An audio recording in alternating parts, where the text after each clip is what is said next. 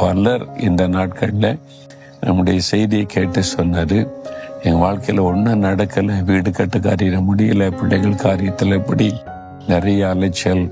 அப்போ என்னன்னு யோசித்து பார்த்தா வீட்டுக்குள்ள ஜாதகம் எழுதி வச்சிருந்தாங்க. கிறிஸ்தவங்க கூட ஜாதகம் எழுதி வைத்து வீட்டில் வச்சிருந்தாங்க. அந்த ஜாதகத்தை எடுத்து எரிச்ச உடனேயே எல்லாம் மாறிட்டு, சூழ்நிலை நீங்கிட்டு, ஆசீர்வாதம் வந்துட்டு, அப்படி ஏராளமாக ஆயிரக்கணக்கான பேர் சாட்சி சொல்லி இருக்கிறத நான் பார்த்து ஆச்சரியப்பட்டு போனேன். கிறிஸ்தவ வீடுகளில் கூட ஜாதகமானு சொல்லி பிறந்த நேரம் என்ன, நல்ல நேரம் கெட்ட நேரம், நீங்கள் பிறந்த நேரத்தை வச்செல்லாம் உடைய வாழ்க்கையை கடிக்க முடியாது. ஒரு தவறான நம்பிக்கையை மக்களுடைய மனதில் விதைத்து அதை நம்பிக்கொண்டு தன்னுடைய வாழ்க்கையை அழித்து கொண்டிருக்கிற மக்கள் தான் அநேகம்.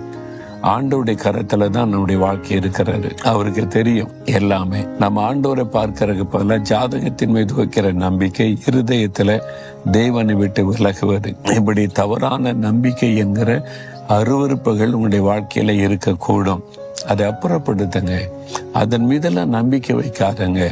அது மனிதர்கள் நம்மை வசப்படுத்தி நம்ம வைத்து பணம் சம்பாதிப்பதற்கு எழுதி வைத்திருக்கிற காரியம். அந்த காரியத்தை நீங்க அப்புறப்படுத்தின உடனே காரியம் வாய்க்கும். உங்க வாழ்க்கையில கூட தேவன் அருவருக்கிற ஒரு காரியம் உங்க வாழ்க்கையில இருக்கலாம். அதை சோதித்து பாருங்க.